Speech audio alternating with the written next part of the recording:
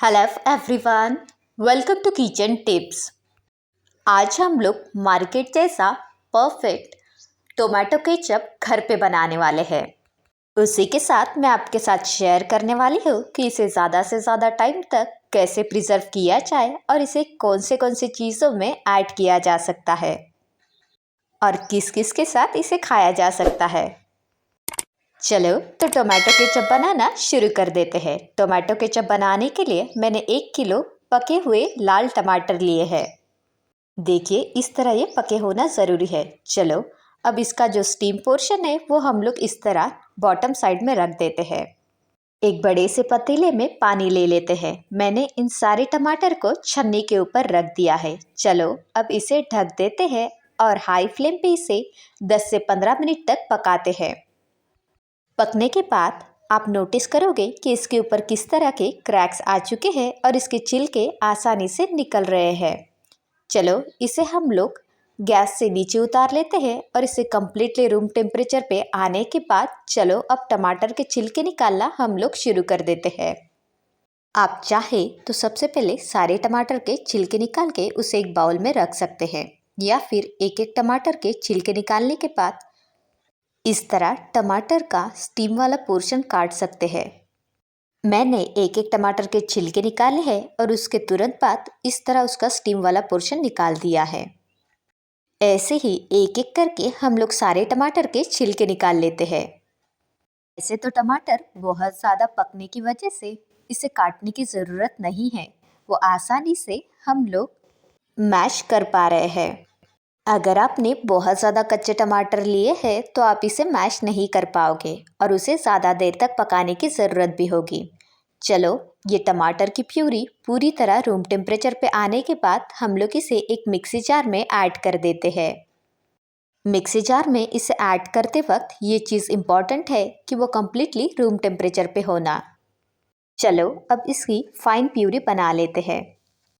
एक कढ़ाई में हम लोग एक छन्नी ले लेते हैं। चलो अब इस टमाटर के प्यूरी को हम लोग थोड़ा थोड़ा करके इसे छानना शुरू कर देते हैं।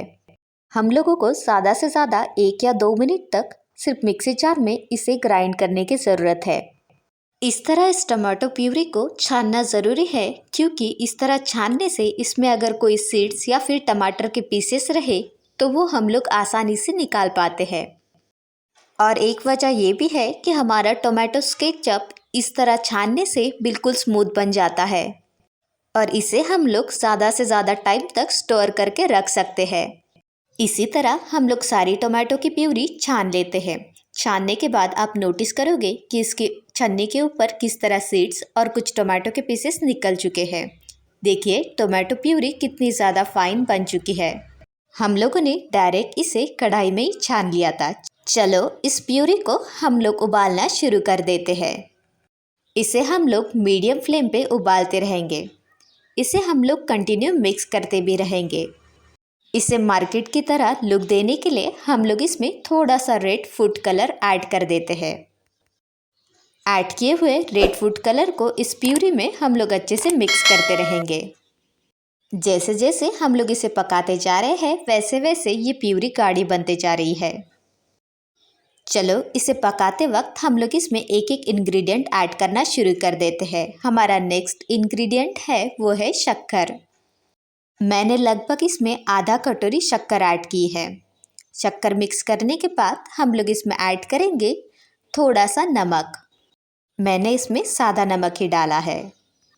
अब इस टोमेटो केचप का फ्लेवर बढ़ाने के लिए हम लोग इसमें ब्लैक पेपर पाउडर यानी कि काली मिरी का पाउडर इसमें डाल देते हैं। चलो इसे भी अच्छे से मिक्स कर लेते हैं और इसे उबालते रहते हैं। आप ये नोटिस कर ही पा रहे होंगे कि ये किस तरह गाढ़ा होते जा रहा है। आप इसका फ्लेवर और बढ़ाने के लिए दालचीनी का पाउडर यानी कि सिनेमन का पाउडर भी ऐड कर सकते हैं। आप इसे फ्रिज में स्टोर करके जब टमाटर के भाव बहुत ज़्यादा रहते हैं तो इसे सब्जी में भी डाल सकते हैं। उसी के साथ पास्ता, पिज़्ज़ा, नूडल्स, राइस बनाते वक्त आप इसे टोमेटो सॉस की तरह उसमें भी ऐड कर सकते हैं। अब इसे लॉन्ग टाइम तक स्टोर करके रखने के लिए हम लोग इसमें 2 टेबलस्पून विनेगर ऐड करेंगे। मैंने इसमें प्लेन विनेगर ऐड किया है। आपके पास अगर विनेगर नहीं है तो आप इसमें नींबू का रस भी ऐड कर सकते हैं। मैंने विनेगर तब ऐड किया है जब ये ऑलमोस्ट पक चुका है। अब ये परफेक्ट बना है या नहीं वो चेक करना भी ज़रूरी है, इसलिए हम लोग एक स्टील की प्लेट लेते हैं। उसके ऊपर हम लोग इस केचप का एक ड्रॉप डाल के देखेंगे। अगर ड्रॉप से पानी निकल रहा है या फिर वो डायरेक्ट नीचे आ रहा है तो आप समझ सकते हैं कि इसे और थोड़ी देर पकाने की ज़रूरत है। अगर डालने के बाद वो वैसे के वैसे ही रहता है, उसमें से पानी नहीं निकलता है, तो आपका केचप बन चुका है। चलो अब गैस बंद कर देते हैं। केचप बनाने के बाद आप इसे पूरे रूम टेम्परेचर पे लाने के बाद इसे ग्लास की बॉटल में या फिर प्लास्टिक के बॉटल में फ्रिज में स्टोर करके रख सकते हैं। आप इसे कोई भी स्नैक्स के साथ जैसे समोसा, कचौरी, ढोकला उसके साथ खा सकते हैं, या फिर ब्रेड जाम की तरह ब्रेड के ऊपर, रोटी के ऊपर इसे लगाकर भी खा सकते हैं। टोमेटो केचप बन चुका है और अब ये खाने के लिए भी रेडी है। लग रहा है ना बिल्कुल मार्केट की तरह। इसे स्टोर करके रखने के पहले ये चीज़ इम्पॉर्टेंट है कि ये कम्प्लीटली रूम टेम्परेचर पे आना, उसके बाद ही आप इसे फ्रीज में रख सकते हैं, या फिर इसे रूम टेम्परेचर पे भी आप कांच की बॉटल में रख सकते हैं। Thank you for watching. Please like, share and subscribe.